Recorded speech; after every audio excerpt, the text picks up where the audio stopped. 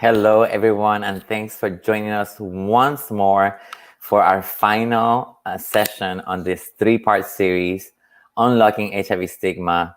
If you have been joining us all week, you know that we have been really having great conversations with our speakers. And if you have not been joining us, I am going to suggest that you go now to our Facebook page, Equality Florida, and check out the previous conversations that we have when you get a chance. Also, if you're watching this right now, please share this with your networks, with your friends. These important conversations we're having are all about how stigma intersects with many other aspects of HIV. We all know that unfortunately HIV stigma is ever present, even for decades after the pandemic started.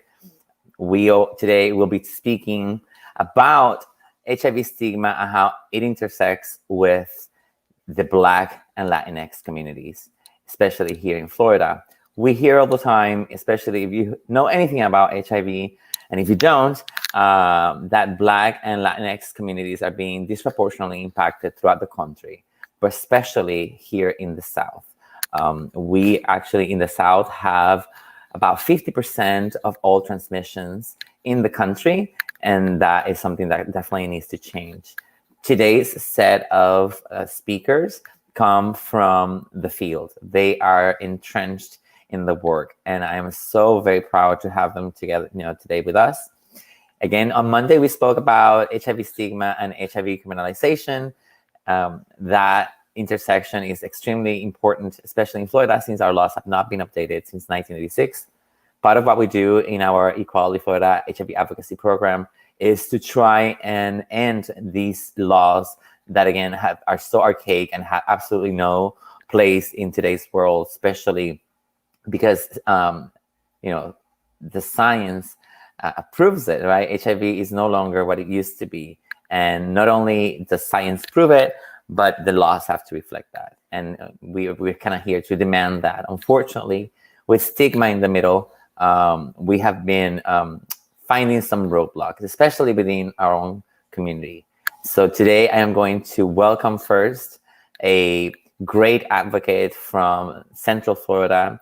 His name is Daniel Downer, and I will allow him to introduce himself. If you do not know this person, you should. He is amazing. So Daniel, welcome to our show, our dual transmission. Can you please introduce yourself? Yeah, good afternoon, Alejandro and everyone. Thank you for having me be a part of this amazing and wonderful conversation. My name is Daniel J. Downer. Pronouns are he, him, his, and I hail from the amazing city, beautiful Orlando, Florida, where I have the privilege of being the executive director of the Bros and Combo Initiative, which is a Black queer community-based organization leading building community among Black, queer, bisexual, gay men, as well as providing and promoting health equity to that community. So I'm so glad to be a part of this conversation.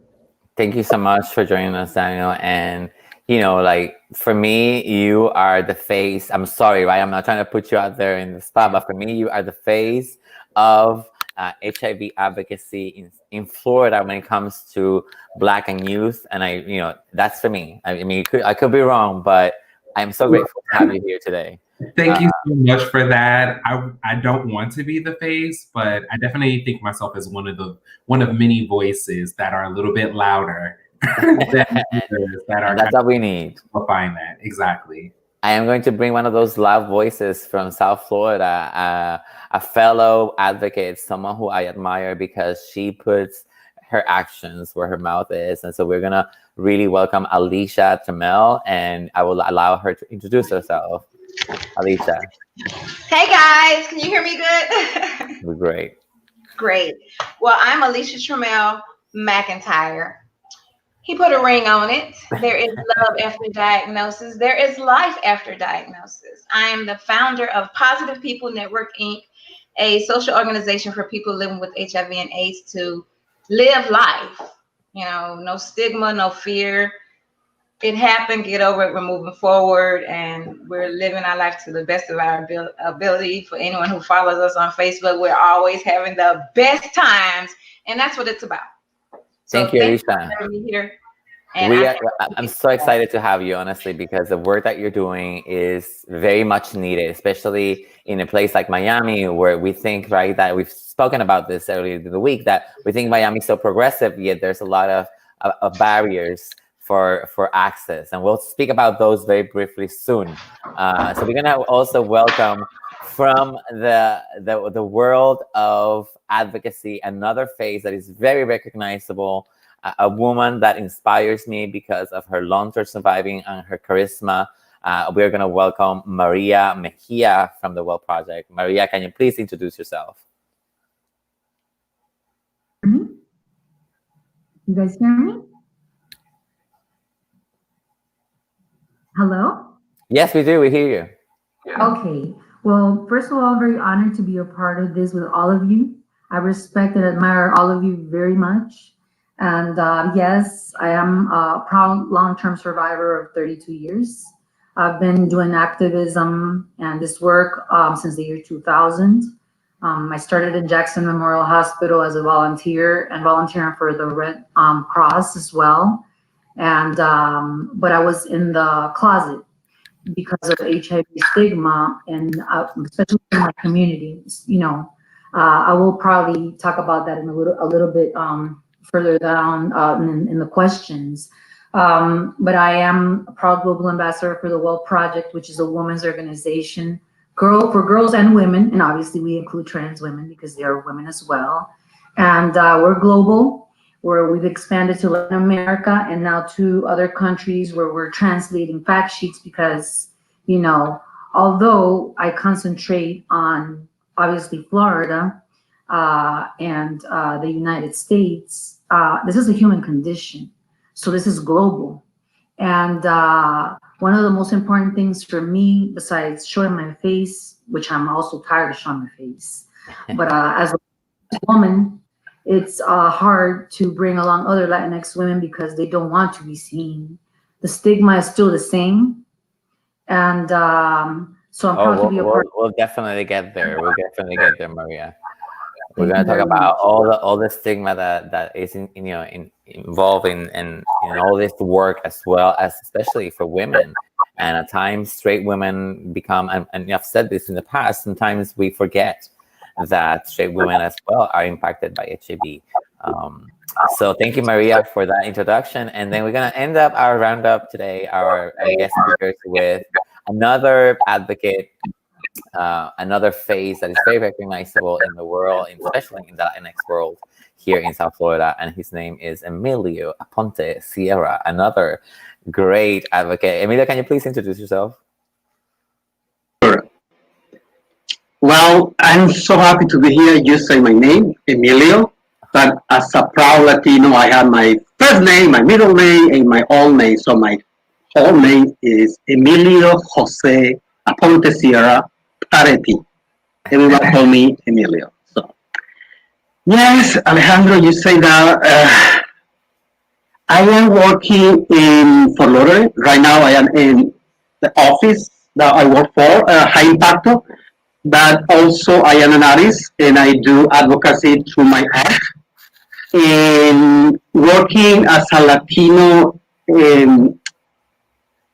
refugee, because I moved to this country after requesting political asylum, and getting here with that, and getting here with the language barrier, and getting here being a gay man, and also diagnosis of HIV. So I was shocked when I get here, and now I'm still in shock because stigma is something that we Latinos and Latinas or Latinx, we call us right now in this moment, that is the term we are using. Latinx in Florida and the whole country and the whole world, as Maria said, it's a human condition, it's a global, it's not just here. So I'm so happy to be here with you guys because I admire all of you too. And who doesn't know you, they have to. Thank you so much for that, Emilio. So I have, a question, and again, I'm going to ask all my guests if you can mute yourselves while you are not actively speaking. That just makes for a much better experience for the listener. I am as well Latino. Today is the first time we actually have a panel full of people who identify as living with HIV openly, and this is not necessarily the case in our community. And I'm going to start with you, Daniel, if I may. You said earlier you're tired of being the face, and there's a reason for that, right? Is that because we don't have a lot of representation of young Black men who are openly, it is a very impacted community, yet the leaders in the young community, and that's what you do with Bros in Convo, is finding these leaders. Why is it so hard to get young Black men to participate as leaders?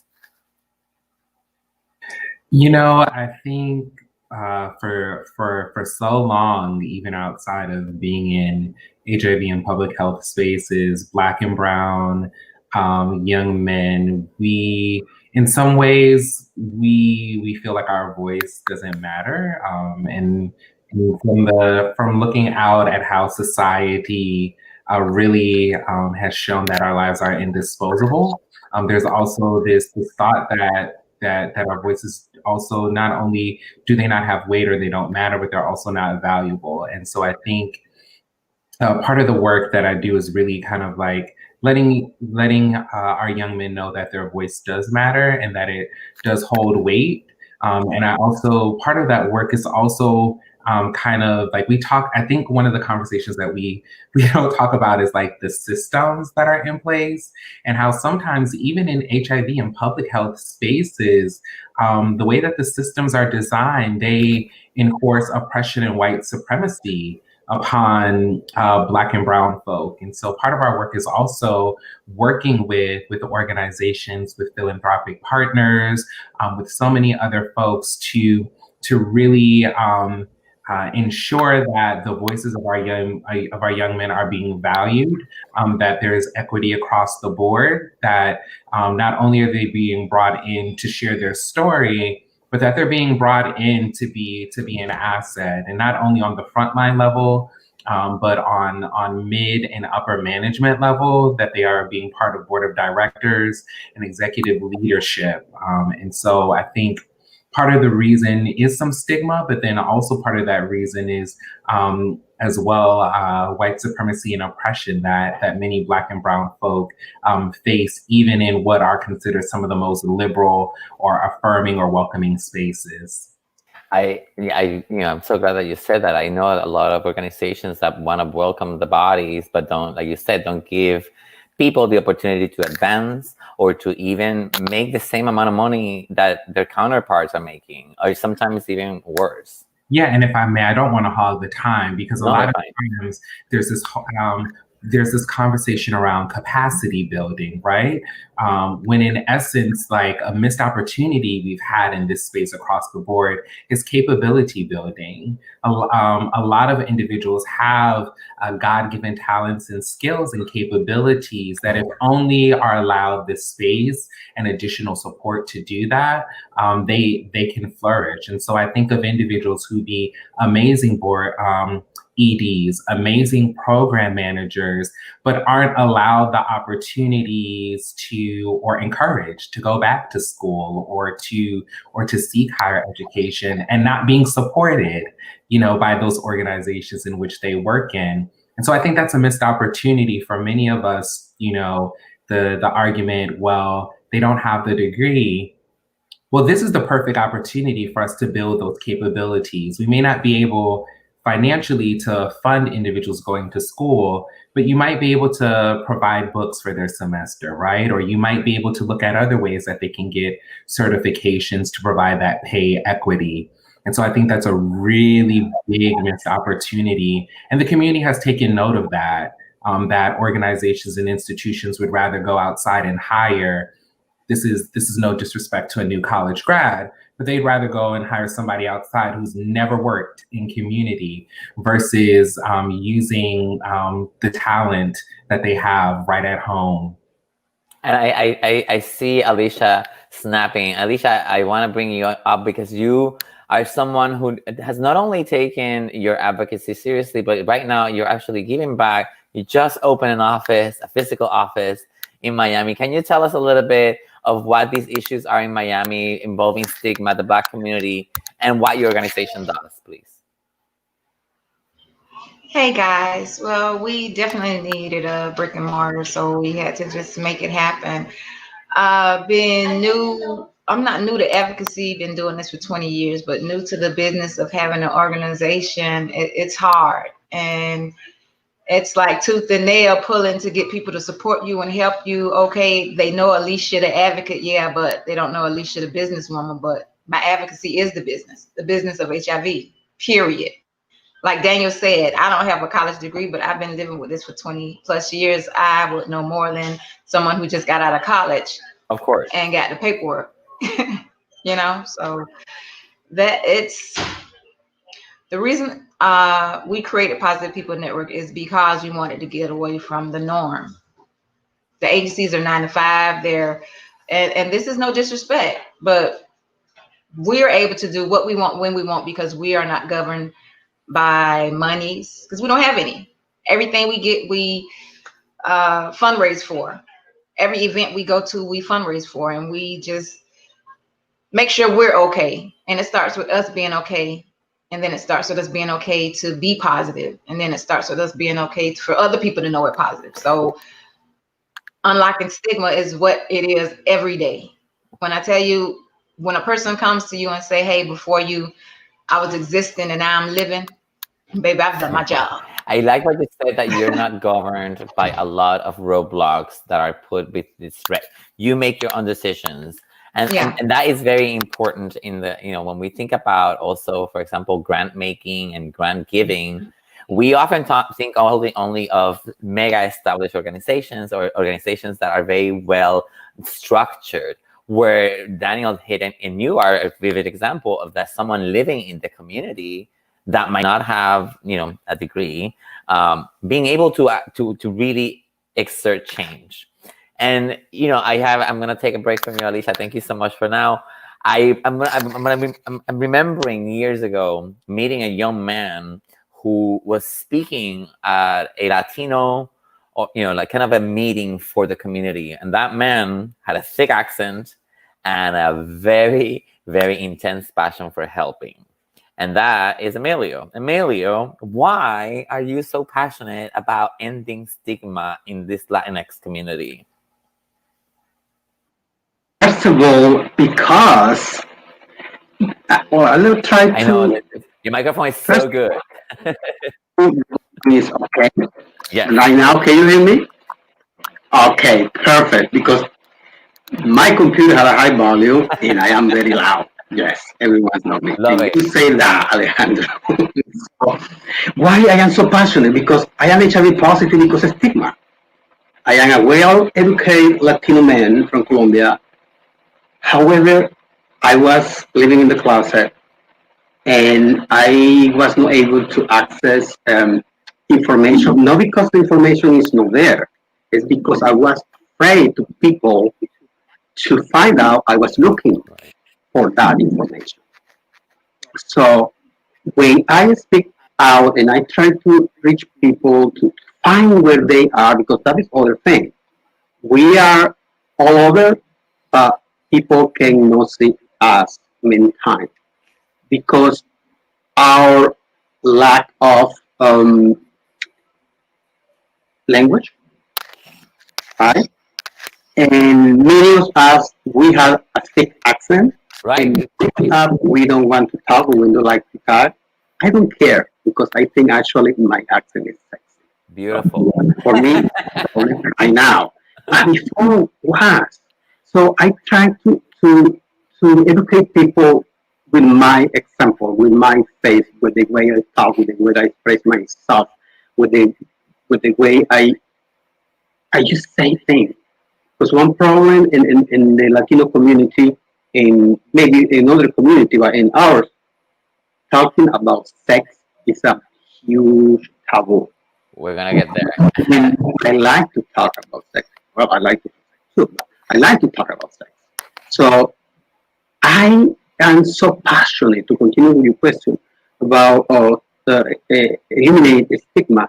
Is if we can openly talk about this issue, HIV, talk about sex, we will reduce the possibility, we will reduce the number of new infections. Because people will be educated. People will be not afraid to ask for things that are there.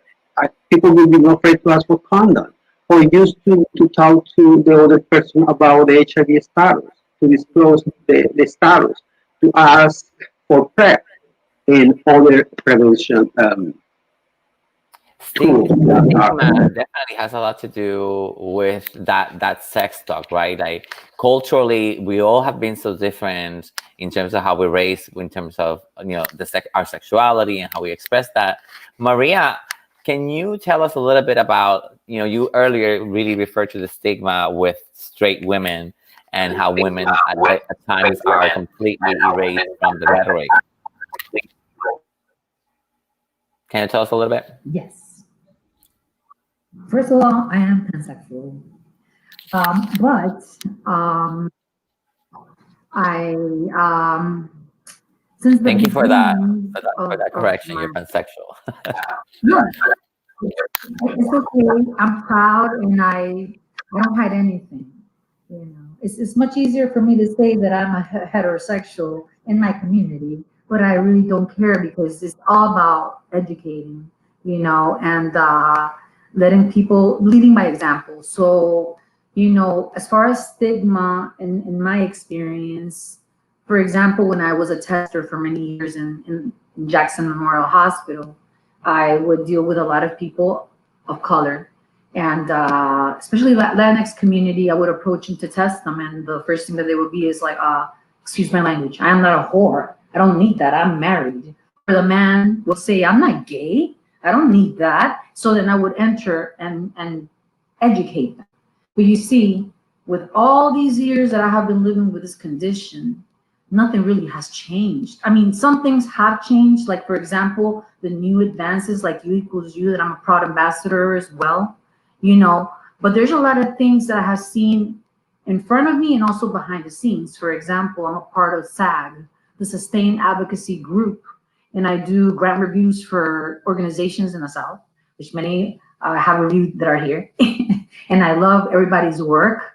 And because I know you guys are doing the work, and but one of the things that I see in the mission statements always are catered, and I understand this because I see it from every perspective. This is affecting mostly men having sex with men and trans women of color, but they tend to forget about cisgender women. And the problem now is that all these advertisements and all these campaigns and all of these things that we have continually put out there, because obviously the high risk groups, women are not being really represented.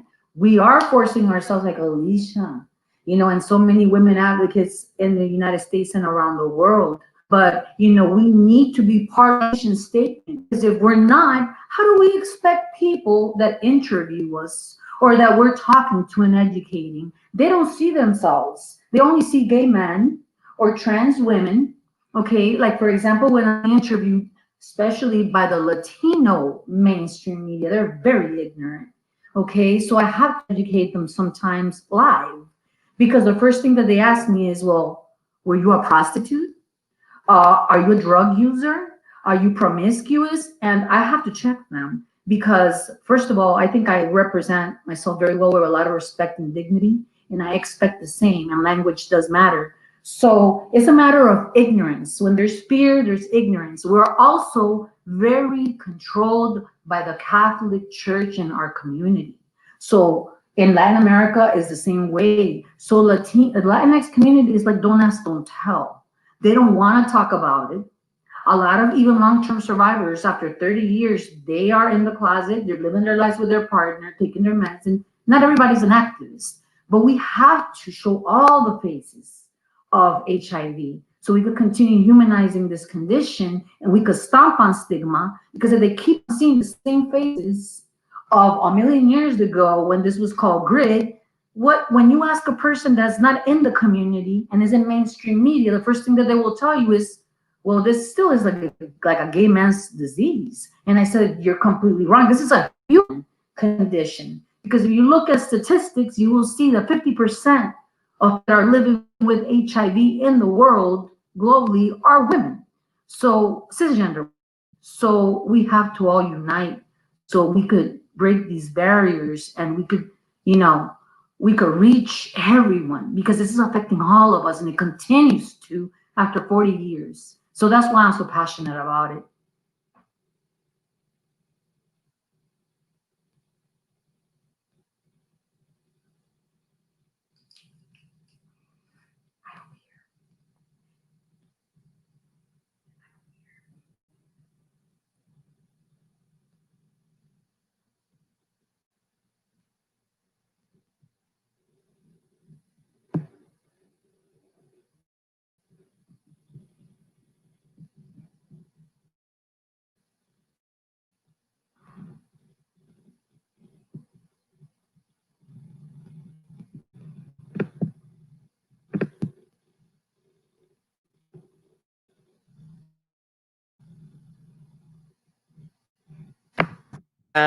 Here I am talking to myself like a crazy person in mute. So I'm so sorry.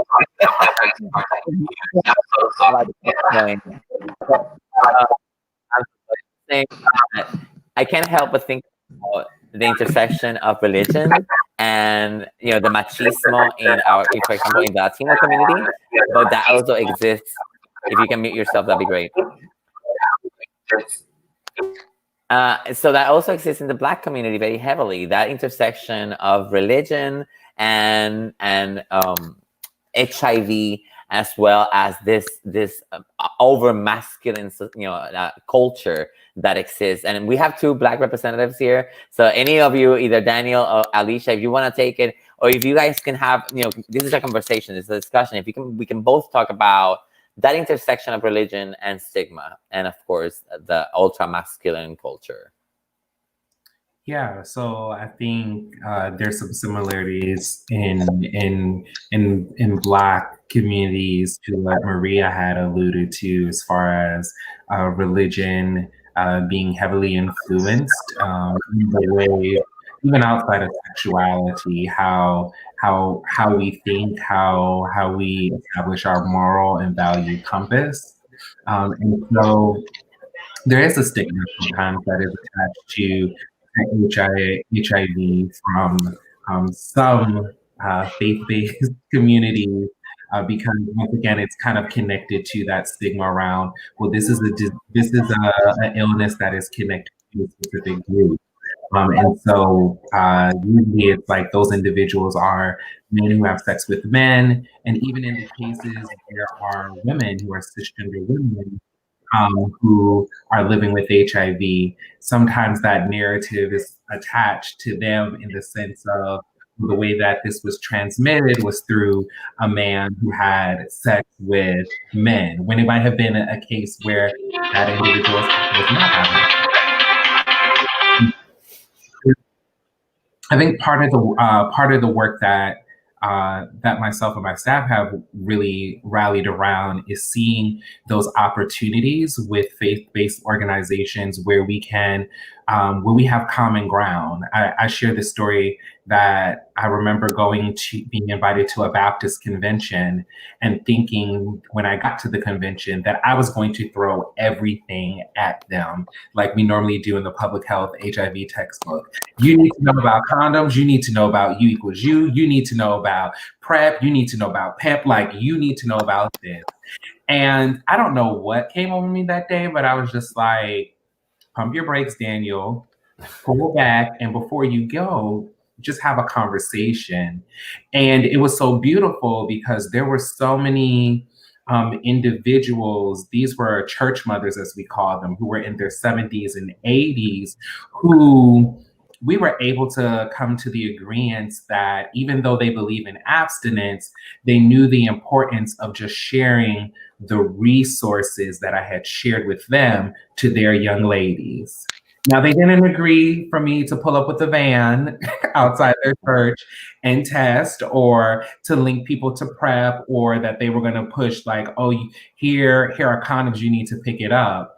But the small victory of them being open to just sharing that resource allowed me to realize that a lot of times we talk about meeting people where they are, but we have failed to meet sometimes faith-based communities where they are.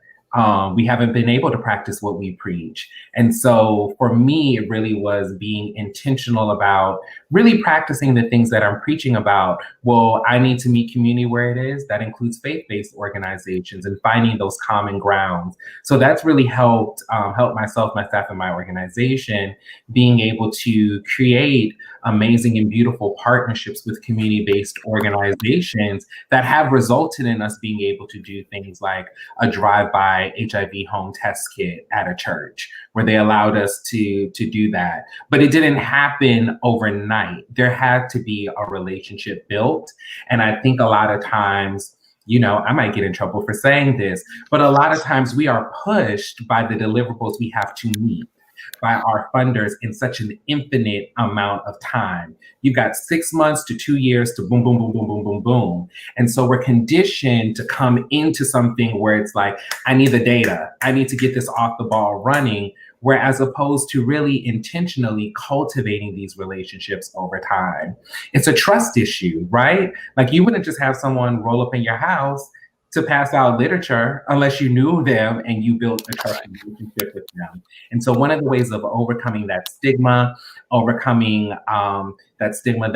that dwells within faith-based organizations is realizing the humanity that we ask them to see in people living with HIV, and us displaying that, building trust, building rapport, and really understanding that each relationship is different and moving at the pace that is comfortable for both individuals. So one of the things that I've heard, I used to hear, right, when I was a counselor, was, you know, of Black men not wanting to walk into an organization that is in any way identified as a gay organization, right, or that anything that has to do with gay, and that presents a barrier. So Alicia, can you tell us a little bit about that ultra-masculine and how ultra-masculine stigma and how they get interwoven, even though there's a lot of men who don't have sex with men who also are living with HIV? Hey, oh, that stigma we're still trying to tackle. So for us, getting women is easy. You know, Black women always step up and see a need and fill it. So we're getting to the point where we have men who are deciding to step up now by seeing us living and it's okay. They want men's group. They want a men's space. So we've created that. But true, prior to, I guess, the times changing and things changing and people seeing that it is what it is, men didn't want to be associated. That's why there aren't any men, big agencies. But we're working on changing it. We're working on changing it for the heterosexual man, because just because we don't see them doesn't mean they don't exist. Right. And like Daniel said, everything is about numbers and statistical data. Well, if they're not coming in, how could they be in the numbers? But that doesn't mean that they're not out there and that they don't need the support.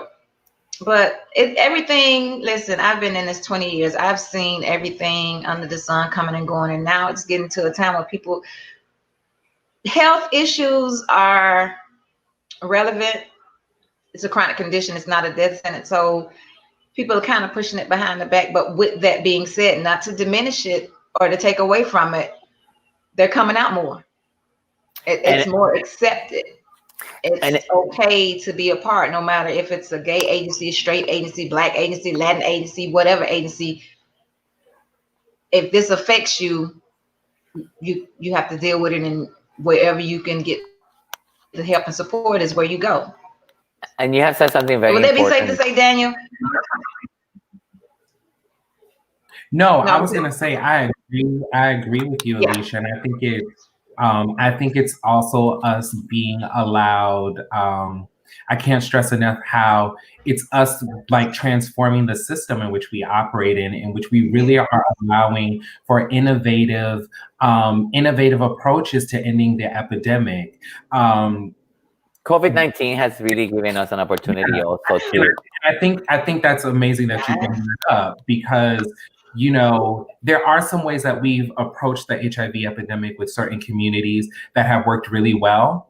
There have been a lot of missteps. And I think where a missed opportunity for us has been is really not supporting innovative ways to engage individuals. So for heterosexual men who may not want to come into what is considered a LGBTQ plus organization, how are we creating a space where we're allowing individuals to maybe do self-administered tests where it's a exactly. they're able to go into like a Quest Diagnostics or a Walgreens, like really pushing, or better, a place like High Impacto.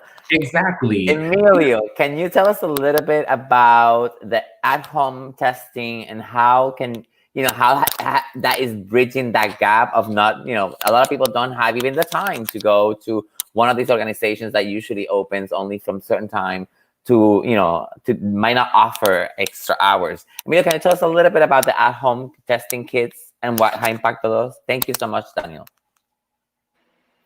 Yeah, definitely. I try to lower my volume here. Sounds better. Yes. Yeah, we're talking about people don't go to places because they don't want to be related to those places. If I am a heterosexual man, I cannot go to the gay community center or things like that. So High Impacto, what we do in Broward County, because right now the grant is just for Broward County, what we are implementing is they use the in-home HIV testing. And what we do is we go wherever the person, the individual is. They send a message to us by phone, by email, social media, industry. People know me. Sometimes I am doing my art and people ask me about HIV testing. And they say, oh, you're an artist. I thought it was HIV. Wherever I am, I do both. So what we do is using that technology, we receive a message and we address the individual. We ask them where they can go, where they want us to go. Because we can go to their place, the home, but sometimes the Latino, and we work in all community, but we are focused in Latino community, mostly invisible Latino. And I'm going to talk about a little bit why I say invisible. So when the individual come to us, we go there. Usually we go to a parking lot because they don't want us to do the HIV test at home. Many times they contact us and asking for the HIV test kit. Just send them to me and I will do this. So what we do is we convince them, okay, yes, we can send it to you. There is no problem. However, what you are going to do with the result in the moment you are looking at the result. What you're going to do is the result is reactive or positive.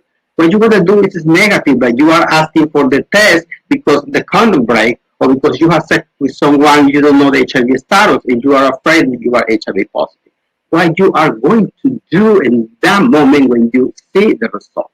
And we say, okay, you can come. So we meet them in a parking lot, in a park, in the beach, in the hotel room, in their home, and the business also.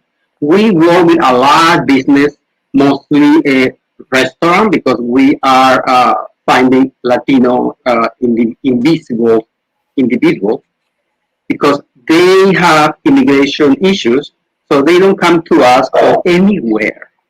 We talk about health department because it's a government organization. They don't go there because they think they're gonna be deported. They're gonna be reported to immigration. So they go to restaurants, they go to those places to socialize, and there we have partners, managers, restaurant owners, and they allow us to put condoms for free in the bathroom. And there are our information. And they call us and we meet them in those business in the parking lot of the business, and we do the HIV test.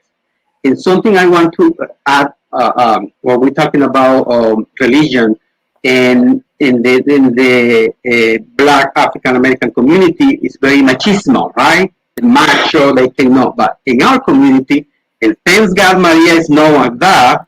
But in our Latino community, Marianismo, for the Virgin Mary, that is very strong in us. So Latino women, they don't do whatever they have to do because I cannot do this. Because if I do this, my husband gonna think, yes, Maria, yes, my husband gonna think I am, cheating on them, poniéndole los cuernos. Maria, I actually wanted to ask you. Yeah.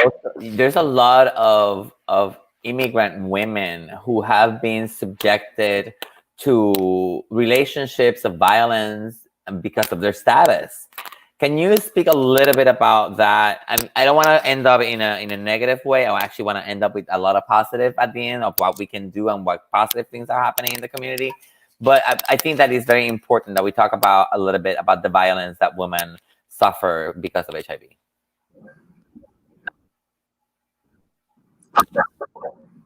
Okay, well, I'm also a proud ambassador of Racial AIDS and intimate partner violence in HIV. And it is a known fact that a lot of women that are undocumented, but women in general, especially with COVID, domestic violence rose, not only for women, but, for children. I mean, I come from, violence as a child and sexual abuse as a child and a lot of violence growing up. So sometimes that's all we know. And obviously you're more at risk of contracting HIV if you are in an intimate partner violence because you're under control. And in these times, it's been very hard. I mean, I've tried to help many women that have reached out, but it got to a point with COVID that even the shelters were not taking people in. And it's been very hard times. And women are more susceptible to contract HIV when they're in any type of violence, being with a partner or a family member. And so basically what I have done, besides, representing these important organizations, and even going back to the heterosexual males that are, to me, one of the most invisible people. And not only in the US, but in the world, because of the shame that people put them through. They call them gay, or they call them bisexual, all these things. There's nothing wrong with that, but there's some people that there's some heterosexual men that are not prepared, or they don't even identify as that. So they are hiding. So what I did was I created a space online, which was a support group that's international in English and in Spanish. Started with 40 people, and now it has 40,000 active members from all over the world. And so what we do is we get women, we get newly diagnosed people, we get long-term survivors to reach out and to get them right at that moment where they're starting this process. And we give them resources throughout the whole United States and the world: intimate partner violence, harm reduction, trauma-informed care, teaching them about their human rights, and just advocating for them.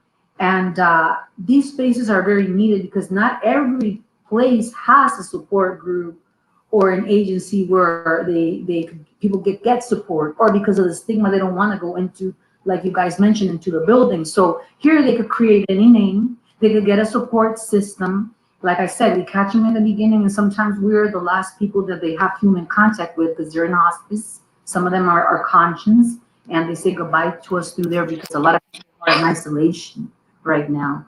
And like this year alone, it's been 25 mine that have passed. I don't want to be dramatic, but the losses that I have lived, at least with this condition, it has taken a toll on me, on my soul, on many people that I know, because not all of them have died of complications of AIDS or cancer. A lot of them have been suicide, okay? And there's a very big problem right now going on with us. So we have to reach out to those that we think they're so strong and they're the ones that are helping everyone. And sometimes we're the ones that are crumbling and we need help too. So thank you for that vulnerability, Maria, because not everybody, especially in our position, I miss that, especially in a public space like this, and that takes bravery. And I appreciate you saying that. I wanna jump to you, Daniel, for 1 second, because I want to talk about some of the positive, right? Some of the positive things that are happening in the community that actually help dispel some of the stigma. And there's a lot of good things happening, not only here in South Florida, but also nationwide, like Maria said, internationally, when people are getting together. You know, COVID has really exacerbated and highlighted the isolation that a lot of us, not only people living with HIV, but just the population in general, is suffering. And when you add HIV to that mix, it can be quite isolating, not to be redundant, but tell us a little bit about some of those good things that are happening regardless of the bad circumstances. Yeah, I think some of the beautiful things that have been happening, especially during this time, are individuals creating community. I think this is really, especially with COVID, it's really kind of, I don't want to say forced us, but really reminded us of how important connections are. And so being able to still socially connect while we physically distance is something that's really, really important. I know with my organization, we've been able to provide virtual gatherings for our young men so that they are able to connect on a social level. But also I think some of the beautiful things as well is that this has made us realize, just like before, that there are so many intersex and factors that can really contribute to positive health outcomes, right? And so I think of here in Florida about how the change for individuals living with HIV that may be accessing Ryan White, how it has become since COVID a little bit more low barrier in the sense of the flexibility around giving your documentation, or you being able to do that electronically from the comfort of your own home. Versus how, it was very high barrier, especially here in Central Florida, when I think of, we have a public transportation infrastructure, but to get just to one side of Orlando to the other side of Orlando is probably going to take you 2.5 to 3 hours, 3 buses. You need to pack 3 different meals. And so I think one of the beautiful outcomes is a lot of the things that community members were talking about. How do we make access to healthcare low barrier? How do we address some of the other issues that are going on, whether it's individuals not being able to have food, whether it's individuals not necessarily having the technology. From COVID, we have seen so many, a lot of support for those things, whether it's being able to provide technology assistance to individuals. I think of when we first made the transition over to virtual programming, that was one of the first things that we did, was to ask our young men, do you have Wi-Fi at home? Do you have a laptop? Because I think sometimes we take for granted, you're being told. Get online. Your funders are telling you, switch your program over to virtual. Okay. Thankfully, we had funders who really understood the process and were so supportive in the sense of telling us, listen, we realize that most of your young men live at or below poverty.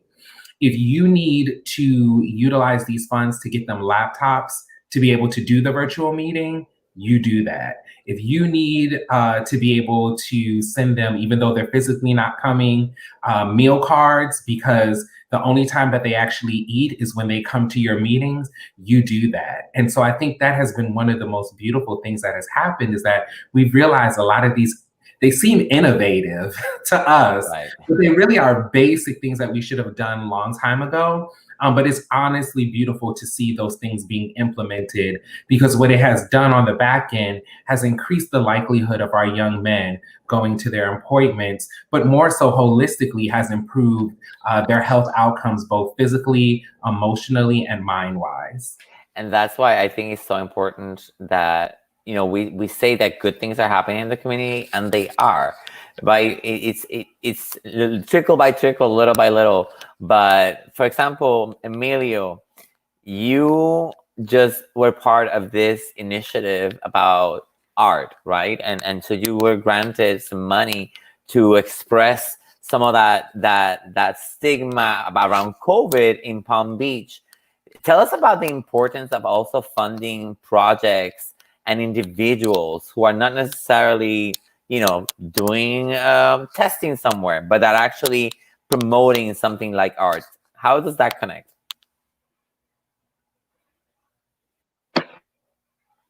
Yes, okay. Thank you for allowing me to talk about also art. Art is a powerful tool, not just for HIV, for anything, but also, and that was explained by myself during COVID. Art, art is my passion. I do everything using art.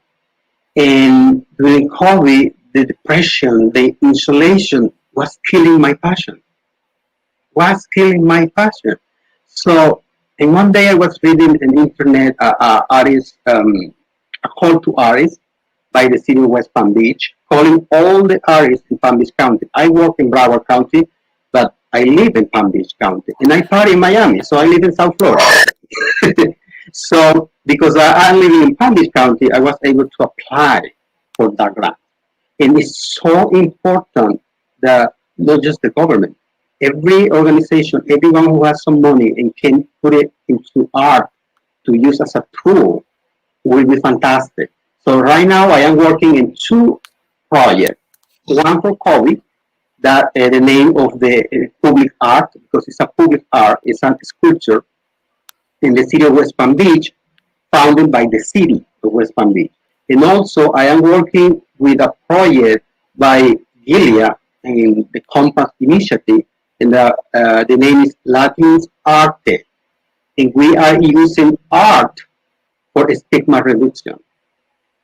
The COVID project has been successful for me. I am so happy because I was able to produce the art, and right now is in Clematis Street in West Palm Beach. It's a woman mourning using a black dress because she lost someone by COVID. She's a sister, a neighbor, a mother, just a woman who lost someone, and she's wearing a mask, a colorful mask, in a basket offering mask. Because at least what you can do in this time during COVID is wearing a fucking mask. People don't understand that. So I created that woman and I put it there. And has been successful because I was able to do that. However, with the other project, just give me 1 minute. With the other project that's about HIV, I am using art to reduce stigma, but has not been successful because COVID has insulated people and they don't want to use internet or they don't want to produce art because it's not the same thing. Art is something that we as an artist or as an individual, we need to see, we need to touch, and it's not easy using internet. That's why I think that I'm saying art is you know, sending messages through art, especially public display art, is something that has been forgotten by many of our funders in this community. Yeah. And it's something that needs to come back. Maria, you tell us a little bit about some of the great things that the Well Project is doing to empower women.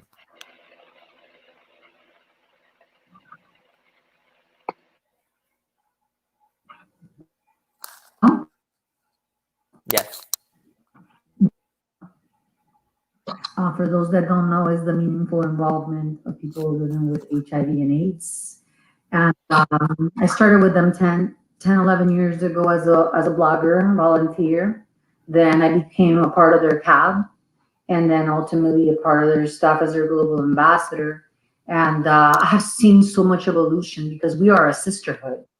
We're a part of something that's very important because, as I said, a lot of organizations that you really know that are for women and girls are very, very little.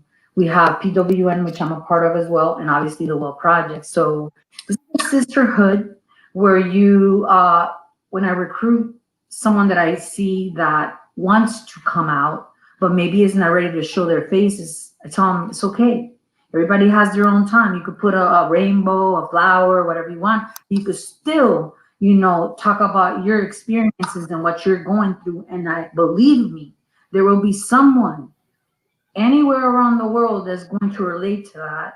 And then they will want to come along. And it's like a little chain. One helps another one. The other one helps another one. The other one, another one. So we have become more than an organization, because I could tell you, by the founder, Don Everett, and especially Krista Martell, who's the executive director, she's like a sister. I call her at 3 in the morning and tell her about any issue that I'm going through. And these are people that are really, really in it because of their passion. And I value that in anyone, because there's a lot of people that are used as tokens, and that really upsets me. So the Well Project, what has the Well Project given me? It's given me an international platform. It's given me a voice. Is uplifted me in moments where I'm broken, because I have been broken many times, like many of us, and I come right back up, because that's what we do. We got to keep on trucking. They've given us spaces now with COVID-19 to have support groups. We have the Leadership Institute where we interview, like I got to interview Miss Linda Scruggs, which is, she's like, for me, one of my biggest mentors. And so, we're constantly uplifting each other. We have no ego, because the truth of the matter is that we're all in this together. And it's a very special thing. Not only do we have blogs, but we also have very important fact sheets that are translated. And like I said, we expanded to Latin America, and now we're doing Hindu, because we have a global ambassador, Joyti, in India, and we have another one in Bose in Nigeria. And it keeps on expanding. So at the end of the day, this is what we need: community. But we also need more people to include us in their organizations. It is crucial and it is very important, as I've said before. This is a human condition. It may not be a death sentence anymore, but it is a life sentence. Thank you so much, Maria, for closing up with that. I really appreciate everybody's participation today. We are coming to the last minute of our session today. I appreciate all of you, because we are all very strong leaders, very passionate about what we do. We want to share so much, and we have so little time. I really want to once again ask everyone to share this information, to speak openly about HIV, about sex, because it's the only way to normalize the conversation. These past 3 days have been really enlightening for me, as well as I'm sure for a lot of people who have tuned in to listen to the panel of experts that we've had in the last 3 days. It's also important to remember that HIV should not be something that happens every once in a while, that we should be normalizing it as part of our health. If you are negative, there's plenty of options for you. If you're living with HIV and still not in treatment, you need to get in treatment regardless of your document status. You need to look out for your own health. And I want to wish all of you a wonderful holiday season, a great new year. And once again, thank you for the opportunity for coming into your homes and into your houses with this information. Everybody, thank you so much. Thank you y gracias, amigos, por estar aquí esta noche. Love and light to all.